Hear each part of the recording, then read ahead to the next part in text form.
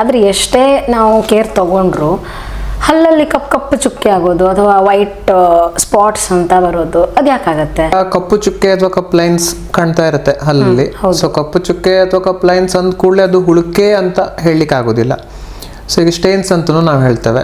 So ಈಗ coffee ಕುಡಿತಾ ಇರ್ತೀರ, ಟೀ ಕುಡಿತಾ ಇರ್ತೀರ, ಸೊ ಸ್ಟೇನ್ಸ್ ಆಹಾರದಲ್ಲಿ ಇರುತ್ತೆ, ಇನ್ನೂ ಆಹಾರ ಪದ್ಧತಿ ಇದರಿಂದ ಸೊ ಸ್ಟೇನ್ಸ್ ಆಗಿರ್ಬೋದು. ಸೊ ಕಪ್ಪು ಅಂದ ಕೂಡಲೇ ಅದು ಹುಳುಕೆ, ಅದನ್ನು ಹೋಗಿ ತೋರಿಸಿ ಅಟ್ಲೀಸ್ಟ್ ತೋರಿಸ್ಬೋದು, ಬಟ್ ಅದನ್ನು ಫೀಲಿಂಗ್ ಮಾಡಿಸ್ಲೇಬೇಕು ಅಂತ ಅವಶ್ಯಕತೆ ಇರೋದಿಲ್ಲ, ಕ್ಲೀನಿಂಗ್ ಮಾಡಿಸಿದ್ರೆ ಸಾಕಾಗ್ತದೆ.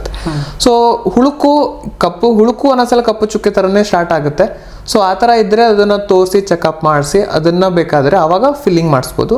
ಇಲ್ಲ ಸ್ಟೇನ್ಸ್ ಇದೆ, ಅದು ಕಪ್ಪಾಗಿ ಅಥವಾ ಬ್ರೌನಿಶ್ ಕಂದು ಬಣ್ಣದಲ್ಲಿರುತ್ತೆ, ಸೊ ಆ ಥರ ಇದ್ದರೆ ಅದನ್ನು ನಾವು ಬೇಕಾದ್ರೆ ಕ್ಲೀನಿಂಗ್ ಮಾಡಿಸಿದ್ರೆ ಸಾಕಾಗುತ್ತೆ.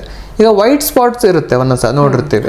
ಸೊ ವೈಟ್ ಸ್ಪಾಟ್ಸ್ ನೋಡಲಿಕ್ಕೆ ಮುಟ್ಟದೆ ಏನೂ ಡಿಫ್ರೆನ್ಸ್ ಕಾಣಿಸೋದಿಲ್ಲ. ಯಾಕೆಂದರೆ ಈಗ ಹಲ್ಲು ನಾನು ಹೇಳಿದಾಗೆ ಸೊ ಆಹಾರ ತಗೊಳ್ತಾ ಇರ್ತೀರ, ಹಲ್ಲು ಸವಿತಾ ಇರುತ್ತೆ. ಸೊ ಹಲ್ಲಿಗೆ ಏನಾದ್ರು ಪೆಟ್ಟಾಗ್ತಾ ಇರ್ಬೋದು, ಏನಾದ್ರು ಗಟ್ಟಿ ಕಚ್ಚಿದಾಗ ಏನಾದ್ರು ಪೆಟ್ಟಾಗಿರ್ಬೋದು. ಸೊ ಇದರಿಂದ ಡಿಮಿನರಲೈಸೇಷನ್ ಅಂತ ಹೇಳ್ತೇವೆ. ಹಲ್ಲಲ್ಲಿ ಕಂಟೆಂಟ್ಸ್ ಇರುತ್ತಲ್ಲ, ಸೊ ಸ್ವಲ್ಪ ಕಡಿಮೆ ಆಗಿ ಆ ಜಾಗದಲ್ಲಿ ವೈಟ್ ಸ್ಪಾಟ್ ಆಗೋ ಚಾನ್ಸಸ್ ಇರುತ್ತೆ. ಈಗ ಉಗುರಿಗೆ ಪೆಟ್ಟು ಬಿದ್ದಾಗ ಉಗುರು ಬಿಡಿ ಆಗುತ್ತೆ, ಅದೇ ಥರ. ಸೊ ಅದೇ ಥರ ಹಲ್ಲಿಗೂ ಆಗುತ್ತೆ. ಸೊ ಆವಾಗ ಅಲ್ಲಿ ನಾವೇನು ಮಾಡಬೇಕಾದ್ರೆ ಸ್ವಲ್ಪ ಜಾಸ್ತಿ ಕೇರ್ ಮಾಡಬೇಕು. ಸೊ ಇಲ್ಲ ಅಂದರೆ ಅಲ್ಲೇ ಆಹಾರ ಸಿಕ್ಕಾಕೊಂಡ್ರೆ ಅದು ಹುಳುಕಾಗೋ ಚಾನ್ಸಸ್ ಜಾಸ್ತಿ ಆ ಜಾಗಗಳಲ್ಲಿ.